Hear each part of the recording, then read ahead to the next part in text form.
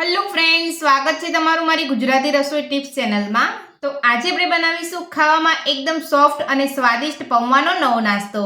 તો ચલો આપણે બનાવવાનું શરૂ કરીએ। પૌવાનો નાસ્તો બનાવવા માટે મેં અહીંયા એક વાટકી પૌવા લીધા છે।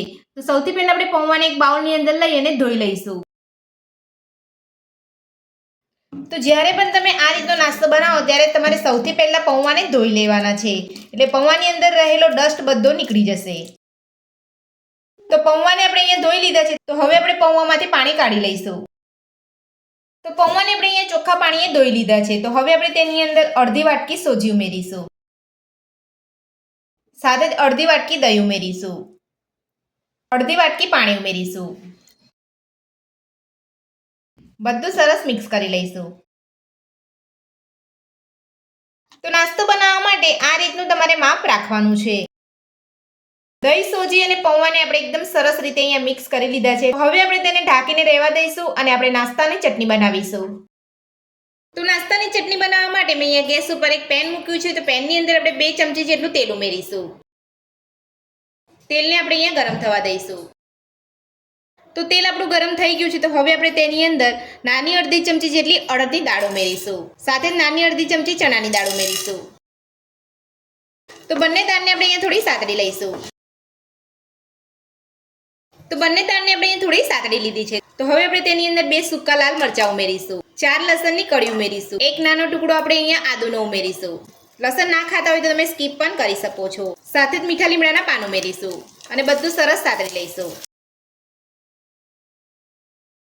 તો બધું જ આપણે અહીંયા સરસ સાતળી લીધું છે। તો હવે આપણે તેની અંદર એક કટ કરેલી ડુંગળી ઉમેરીશું, સાથે જ એક નાનું કટ કરેલું ટામેટું ઉમેરીશું। બધું જ આપણે સાતળી લઈશું।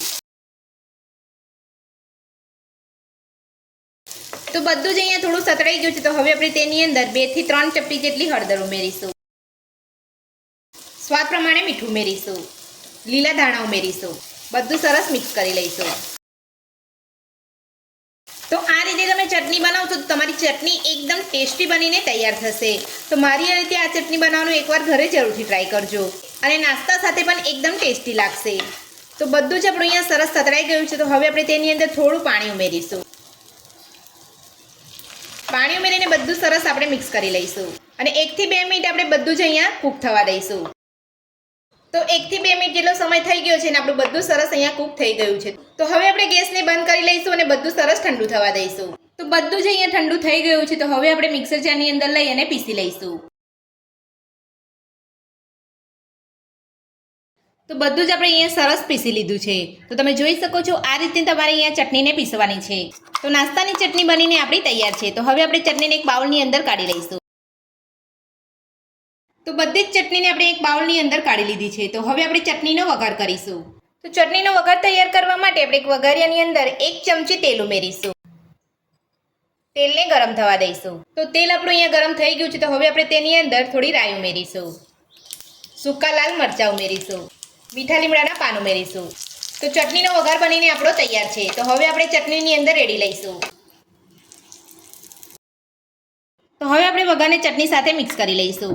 તો તમે જોઈ શકો છો એકદમ ટેસ્ટી આપણી નાસ્તાની ચટણી બનીને તૈયાર છે।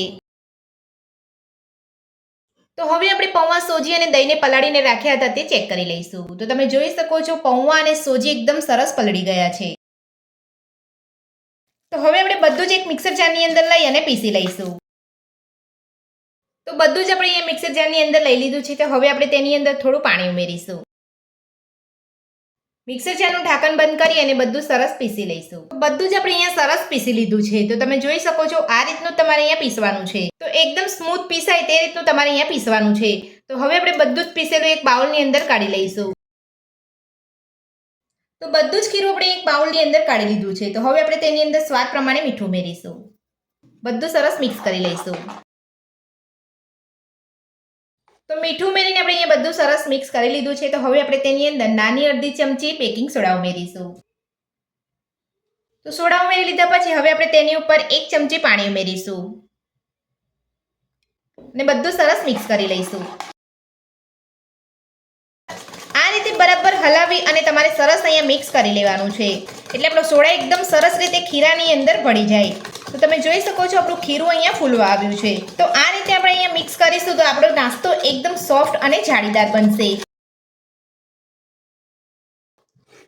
તો આપણે સોડા ઉમેરીને બધું સરસ મિક્સ કરી લીધું છે અને સોડા આપણો એકદમ સરસ રીતે મિક્સ થઈ ગયો છે. તો હવે આપણે ખીરામાંથી નાસ્તો બનાવીશું. તો નાસ્તો બનાવવા માટે મેં અહીંયા ગેસ ઉપર એક નોનસ્ટિક પેન રાખ્યું છે. તો પેનની અંદર આપણે 1 ચમચી જેટલું તેલ ઉમેરીશું અને આ રીતે આપણે અહીંયા પેન ઉપર તેલ લગાવી લઈશું. તો હવે આપણે જે નાસ્તાનું ખીરું બનાવીને રાખ્યું હતું તે લઈ લઈશું.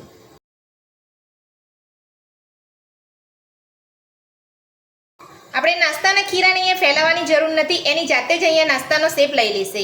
તો હવે આપણે ગેસની મીડિયમ ફ્લેમ પર ઢાંકીને 1 મિનિટ માટે નાસ્તાને થવા દઈશું. તો નાસ્તાને ઢાંકી અહીંયા 1 મિનિટ જેટલો સમય થઈ ગયો છે. તો હવે આપણે ચેક કરી લઈશું. તો તમે જોઈ શકો છો અહીંયા નાસ્તાની અંદર એકદમ સરસ જાળી પડી છે અને નાસ્તો આપણો એકદમ સરસ કૂક થઈ ગયો છે. તો આપણે આ નાસ્તાને એક જ બાજુ કૂક કરવાનો છે. તો આ જ રીતે આપણે બધો નાસ્તો બનાવી લઈશું.